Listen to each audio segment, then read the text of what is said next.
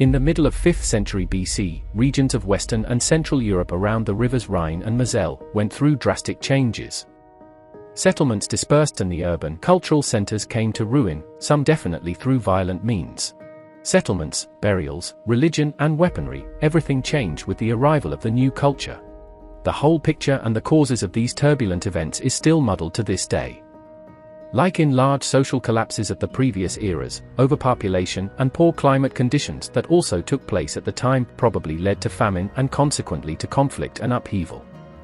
People left desolate areas in search of more fertile and safe lands, a situation also noted by the ancient authors of that time. It also gave rise to a distinct military class and cultural phenomenon linked together by similar archeological finds across Europe and beyond. Today, it is known as La Tène culture, with Celts being their main bearers. Raids were a huge part of Celtic way of life, and in order for a Celt to increase his status, his best chance was to take part in or lead a successful raid. Raids enabled acts of valor and the acquisition of prestige goods. Spoils could then be redistributed, encouraging loyalty and arrival of more followers. Some of these groups could even become mercenaries, fighting for a patron in exchange for power and financial compensation. Many Mediterranean factions and rulers have hired Celtic mercenaries to fight for their cause. The accounts of their efforts vary between praising their strength and courage, to rebuking their irrational and brash warmongering and savage ways.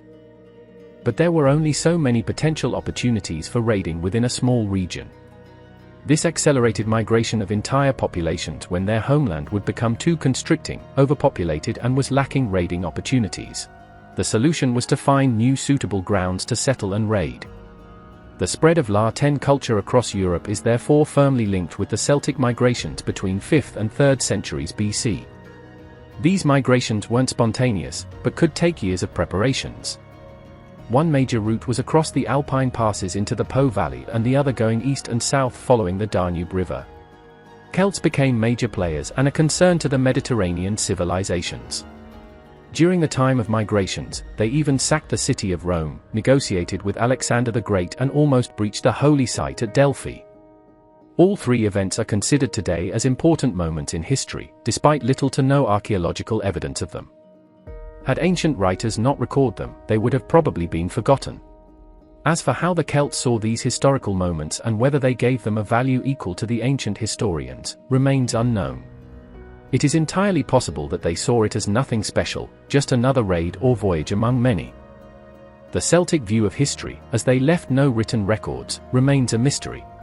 Following the marches on Rome and Delphi, the Celts retreated back to the Po Valley and the Balkans respectively, though raids into the rich Mediterranean territories continued. A group of Celts continued east and settled in Anatolia. These tribes are collectively known as Galatians. Towards the end of the 3rd century BC, Celtic mercenaries continued to be hired by Seleucid and Ptolemaic rulers, though many fragmented accounts describe them as being unruly and unreliable. The spread of La Tène culture wasn't just due to mass conquest of Celtic hordes. Celts didn't eradicate the local populations of the regions they conquered and migrated to. A lot of small areas they never set foot into, at least not on a large scale. For example, many narrow valleys of Alps and other mountainous regions didn't fit the Celtic lifestyle and economy based on agriculture. They preferred to settle flat lowlands, instead of imposing hillforts of Hallstatt culture, though in some life did continue even into the late Iron Age. Small groups and individuals like artisans, mercenaries, and traders spread the La Tène influence even in such remote areas, where the local communities adopted and adapted Celtic technology and customs while keeping some of their local characteristics. Where large-scale Celtic migrations did take place, they often melted together with the natives. Hallstatt communities were in large parts Celticized without much change in ethnicities. Many such places came to adopt or imitate Celtic way of living, worship and military technology, which became the new habits of native inhabitants.